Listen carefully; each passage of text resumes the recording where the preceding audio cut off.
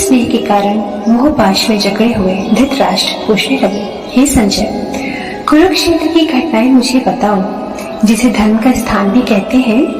वहाँ मेरे और पांडु के पुत्र युद्ध के निमित्त गए हुए हैं। अब तक उन लोगों ने परस्पर क्या क्या किया, यह बात तुम मुझे शीघ्र बताओ। संजय उवाच, दृष्ट्वा तु पाण्डवानीकं व्यूढं दुर्योधनस्तदा आचार्यानुसङ्गं राजा वचनमब्रवीत्, पश्येतां पाण्डवपुत्राणामाचार्यमेधिं च व्यूढां नृपपुत्रे तव शिष्येण भीता। तब संजय ने कहा, पांडव सेना ने इस प्रकार उठाव यानी अपनी सेना का प्रदर्शन किया जिस प्रकार महाप्रलय के समय कृतान अर्थात महाकाल अपना मुंह फैलाते हैं। वह अत्यंत विशाल सेना उसी प्रकार एक साथ ही उत्तेजित हो गई जिस प्रकार कालकूट नामक विष क्षुब्ध होकर सर्वत्र फैल जाता है। फिर भला ऐसे कौन शमन कर सकता था? अथवा अनेक पंक्तियों की व्यूह रचना से युक्त वह दुर्धर्ष सेना उस समय उसी प्रकार भयानक जान पड़ती थी जिस प्रकार महाप्रलय काल की वायु से पुष्ट वड़वाग्नि उग्र होकर समुद्र के जल का शोषण करते हुए आकाश तक को छूता है। परंतु दुर्योधन ने पांडवों की सेना को देखकर उसी प्रकार नगण्य समझा जिस प्रकार गज शावकों को सिंह तुच्छ समझता है। उसके बाद दुर्योधन आचार्य द्रोण के पास पहुंचकर कहने लगा, आपने देखा कि पांडवों की सेना कैसे आवेश में आई हुई है। उस सेना के विविध व्यूह चलते फिरते गिरी दुर्ग ही जान पड़ते हैं। ये व्यूह उस द्रुपद कुमार धृष्टद्युम्न के बनाए हुए हैं। हे आचार्य, जिसे आपने अपनी विद्या का आश्रय स्थान अर्थात शक्ति संपन्न बनाया है, देखिए उसी द्रुपद पुत्र ने पांडवों की सेना रूपी समुद्र का कैसा विस्तार किया है। श्लोक 4। अत्र शूरा महेश्वरस्य भीमार्जुन समायुधि युधानो विराटश्च द्रुपदश्च महारथः। इस सेना में और भी ऐसे असाधारण वीर हैं जो शस्त्र एवं अस्त्रों की विद्या में प्रवीण तथा शास्त्र धर्म में निपुण हैं। अब मैं उनका प्रसंगानुसार कुतूहलवश वर्णन करता हूँ, जो बल में, प्रौढ़ता में और पुरुषार्थ में एकदम भीम तथा अर्जुन के समान ही है। इस सेना में शूरवीर युधान एवं राजा विराट और महारथी वीर शिरोमणि द्रुपद भी उपस्थित है। श्लोक 5 एवं 6। धृष्टकेतुश्चिकेतानि काशी राजस्य वीर्यवान् पूजित कुन्ती भोजस्य शैब्यस्य निर्पुङ्गवः युतमानस्य विघ्नस्य उत्तमोजाश वीरवान् सभद्रो दर्पगश्च एव महारथः। देखिए चिकितान, धृष्टकेतु, पराक्रमी काशीराज, नृपश्रेष्ठ उत्तम मौजा और शैव्य भी यहाँ आए हैं।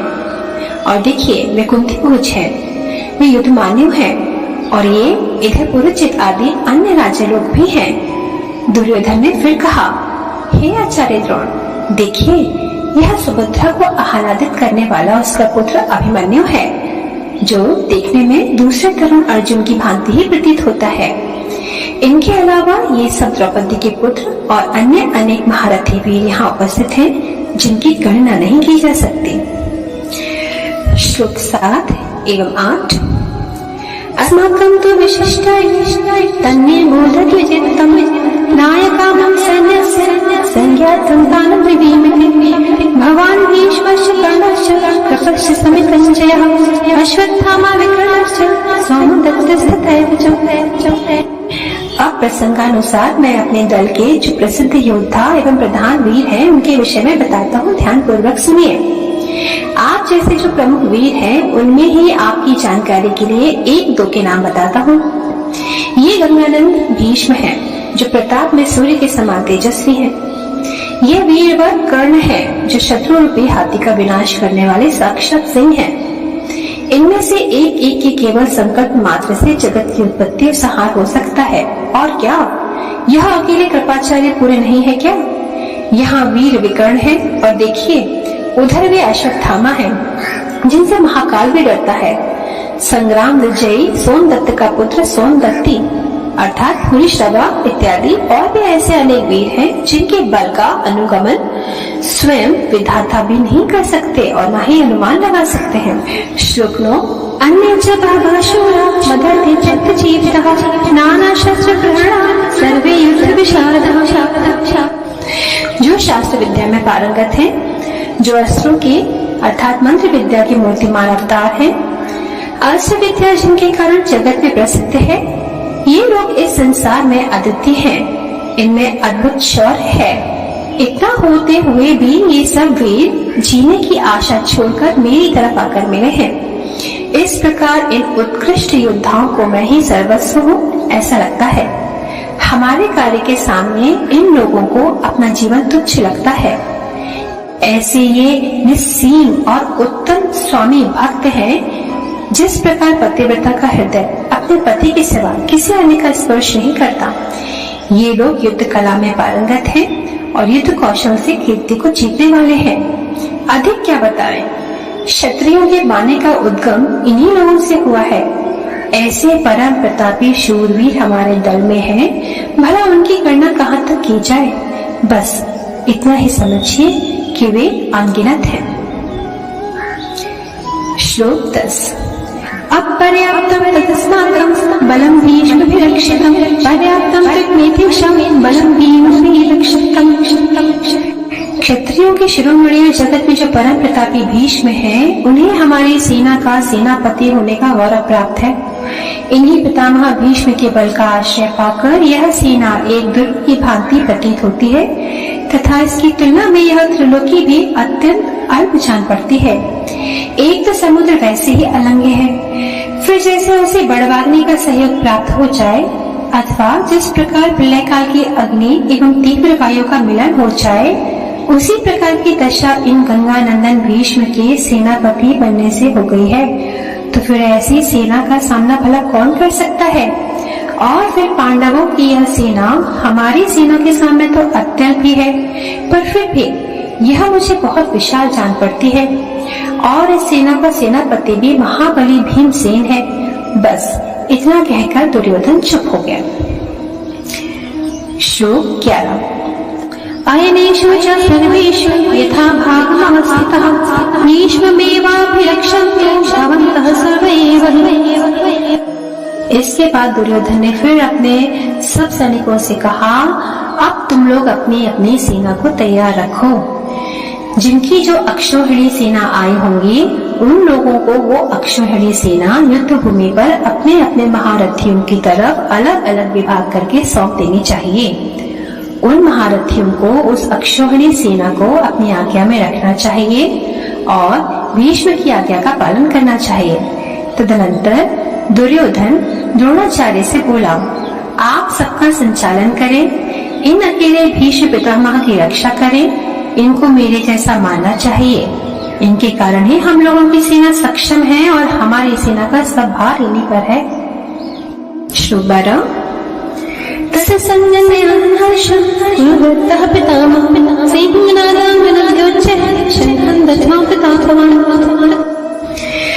राजा दुर्योधन के ये वचन सुनकर सेनापति पितामह भीष्म को बहुत संतोष हुआ और उन्होंने सिंहनाद किया। वह नाद दोनों सेनाओं में अद्भुत प्रकार से गूंजता रहा।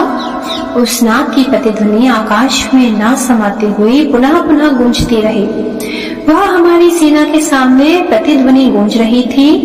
उसी समय वीर वृत्ति के बल से स्फुरित होकर भीष्म ने अपना दिव्य शंख बजाया।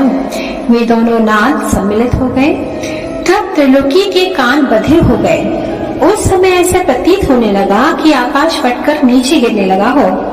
तत्क्षण आकाश में आवाज होने लगी, सागर शुद्ध हुआ और स्थावर जंगम जगत चैतन्यहीन बधिर होकर कांपने लगा। इस महाघोष से गिरी कंदराएं तक गूंजने लगी। सेनाओं में रणभेरी बजने लगी। श्लोक 13 ततः शंखाश्च भैरवश्च प्रणवानन्दोमुखः सहसा अनेक प्रकार के रणवाद्य जहाँ तहाँ इतने भयंकर और कर्कश बजने लगे कि मैं बोलने वालों को भी महा कर ले लगा। नगाड़े, डंकी, ढोल, शंख, बड़ी बाझांझ और रणसंधे और वहां योद्धाओं की भयंकर गर्जना, इन सब की एकाएक भीड़ हो गई।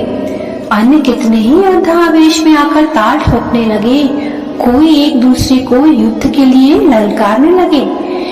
इसी जगह मदोन्मत्त हाथी कब्जे में नहीं आ रहे थे, ऐसी दशा हो गई। ऐसी स्थिति में कायरों की तो बात ही क्या, कच्चे दिल के लोग फूस जैसे उड़ गए, मानो प्रत्यक्ष यमराज को देख रहे हो। उनके पैर ठिकाने पर नहीं लग रहे थे। उनमें से कईयों को तो खड़े ही खड़े प्राण निकल गए। जो धैर्यवान थे उनकी बोलती बंद हो गई और मैं बोलने वाले नामांकित वीर थर थर कांपने लगे। युद्ध के बाजों का भयानक शब्द सुनकर विधाता व्याकुल से हो गए और देह पर कहने लगे कि आज शायद प्रलय काल ही आ पहुंचा है। श्लोक 14, 15 एवं 16। ततः शैलेशे महती सिंधने स्थितो माधवः पांडवः स्मृतः दैत्यो शंखोपजप्तः 5 जन्मों ऋषिकेशो देवदत्तेन धनञ्जयः पौण्ड्रदत्तमाशंकः भीमकर्णवकोदरः अनंत विजयं राजा कुन्तीपुत्रो युधिष्ठिरः नकुलः सहदेवस्य सुघोषमणि पुष्पकः। वह भयानक कोलाहल सुनकर जब स्वर्ग में इस प्रकार की चर्चाएं हो रही थी, इतने में ही इधर पांडवों की सेना में क्या हुआ उसका भी हाल सुने। जो रथ विजयश्री का मानो सर्वस्व था अथवा जो महातेज का भंडार ही था, जिसमें गरुड़ की बराबरी करने वाले वेगवान 4 घोड़े जुटे हुए थे और जिसके तेज से सब दिशाएं परिपूर्ण थी, जो दिव्य रथ ऐसा शोभायमान हो रहा था जैसे कि पंख युक्त मेरु पर्वत हो। सोच लो, जिस रथ पर सारथी का काम करने वाले प्रत्यक्ष वैकुंठ के राजा श्री कृष्ण है, उस रथ के गुणों का क्या वर्णन करूं। रथ पर लगाए हुए पताका के ऊपर जो वानर है वो प्रत्यक्ष शंकर है और शारंगधर श्री कृष्ण अर्जुन के साथी हैं। अब देखिए, यह प्रभु की कितनी अद्भुत बात है। उन परमात्मा का अपने भक्तों के प्रति इतना विलक्षण प्रेम है कि उसी प्रेम में आबद्ध होकर वे अपने भक्त अर्जुन के रथ को स्वयं ही हाँक रहे हैं। ऋषिकेश ने अपने भक्त पार्थ को तो अपने पीछे कर लिया और स्वयं उसके आगे होकर लीला से श्री कृष्ण ने अपना 5 जन्य नामक शंख बजाया। उसकी वो भयंकर आवाज गंभीर रूप से गूंजती रही। जिस तरह उदित हुआ सूर्य नक्षत्रों को ढक लेता है, उसी प्रकार कौरवों की सेना में जहां तहां डूमडुमाने वाली जो वाद्यों की आवाज थी वह कहाँ नष्ट हो गई, उसका कुछ भी पता न चला। उसी प्रकार बाद में अर्जुन ने अति गंभीर आवाज से देवदत्त नामक अपना शंख बजाया। उस समय दोनों शंखों की ध्वनियां परस्पर मिलते ही ऐसे प्रतीत होने लगी मानो इस ब्रह्मांड के टुकड़े टुकड़े हो जाएंगे। इतने में आवेश में आकर भीमसेन ने महाकाल की भांति उत्तेजित होकर अपना पौंड्र नाम का महाशंख बजाया, जिसकी गंभीर गर्जना प्रलय काल के मेघ के समान हो गई। बस तत्क्षण राजा युधिष्ठिर ने अपना अनंत विजय नामक शंख बजाया और इसी प्रकार सुघोष नामक शंख को नकुल ने एवं मणिपुष्पक नामक शंख को सहदेव ने बजाया। इन दोनों की ध्वनि से स्वयं यमराज भी घबरा उठे। श्लोक 17। काश्यश्च परमेश्वरः शिखण्डी च महारथः दृष्टितुण्डश्च सात्विकश्च पराजितः द्रुपदो द्रौपदेयश्च सर्वशः प्रतिपतिः स्वभद्रश्च महाबाहुः शङ्खान् पृथक् पृथक् सघोषोधातराष्ट्राणां हृदयानि ददारय नाभस्य पृथिवीं च तुमुलोलनादय। उस समय युद्ध भूमि में राजा द्रुपद, द्रौपदी के 5 पुत्र महाबाहु, काशीराज अर्जुन पुत्र, अभिमन्यु, अजय, सात्विकी, धृष्टद्युम्न, शिखंडी और विराट इत्यादि बहुत से राजा उपस्थित थे। उनमें जो प्रधान वीर सेनापति थे, उन सब ने नाना प्रकार से शंख लगातार बजाने की शुरुआत की। उस शंखनाद को सुनकर पृथ्वी को धारण करने वाले शेषनाग एवं महाकूर्म भी इतने व्याकुल हो गए कि वे अपने सिर से भूभार फेंकने के लिए तत्पर हो उठे। उस समय त्रिभुवन डामाडोल होने लगे। मेरु तथा मंदर आदि पर्वत आगे पीछे डोलने लगे और तो और समुद्र की लहरें भी कैलाश की ऊंचाई छूने लगी। भूतल उलट पलट हो गया, ऐसा लगने लगा आकाश को झटके लगने लगे। उसके कारण नक्षत्र नीचे गिर रहे हैं ऐसा लग रहा था। इतना ही नहीं, सत्यलोक में भी शोर मच गया कि अब यह सृष्टि समाप्त हो गई और देवताओं का आश्रय जाता रहा। दिन होने के बावजूद ऐसा लगता था मानो सूर्य रुक गया। इस प्रकार तीनों लोकों में इतना हाहाकार मच गया मानो प्रलयकाल ही आशंका हो। उस समय यह देखकर आदि पुरुष को भी यह आशंका सताने लगी कि वास्तव में कहीं इस विश्व का अंत ही न हो जाए। इसलिए आदि नारायण ने उस कोलाहल को शांत किया, जिससे यह सृष्टि बच गई। अन्यथा जिस समय कृष्णादि ने अपने दिव्य शंख बजाए उस समय प्रलयकाल होने की वेला ही आई थी। यद्यपि वह ध्वनि बंद हो गई थी, पर फिर भी उसकी प्रतिध्वनि अभी तक गूंजी रही थी और ऐसा प्रतीत हुआ मानो उस प्रतिध्वनि ने ही कौरवों की सेना का विध्वंस कर डाला। वह प्रतिध्वनि भी उसी प्रकार शूरवीरों का हृदय चीरती हुई सर्वत्र फैलने लगी, जिस प्रकार हाथियों के समूह में सिंह स्वाभाविक रूप से विचरण करते हुए उस समूह को तितर-बितर कर देता है। उस प्रतिध्वनि की गर्जना सुनकर खड़े खड़े ही उन लोगों के धैर्य छूट गए और वे एक दूसरे को सावधान करने लगे। श्लोक 20। अर्थव्यवस्थितान् दृष्ट्वा धार्तराष्ट्रं प्रवृत्ति शस्त्र संपाते धनुरुद्धं पांडवः। किंतु सेना में जो परम साहसी शूरवीर महावीर थे, महारथी थे, उन्होंने सेना को फिर से संभाला। वे सबके सब बड़ी तत्परता से आगे बढ़े तथा उन्होंने दुगुने उत्साह से आक्रमण किया। इनके कारण तीनों लोग क्षुब्ध हो उठे। उन धनुर्धर वीरों ने प्रलय काल के बादलों की भांति बाणों की लगातार वर्षा की। यह देखकर अर्जुन के मन में संतोष हुआ और तब उसने अत्यधिक उत्साह से उस सेना पर दृष्टिपात किया। उस समय कौरवों को युद्ध के लिए तैयार देखकर पांडव पुत्र अर्जुन भी सहज में अपना गांडी धनुष उठा लिया।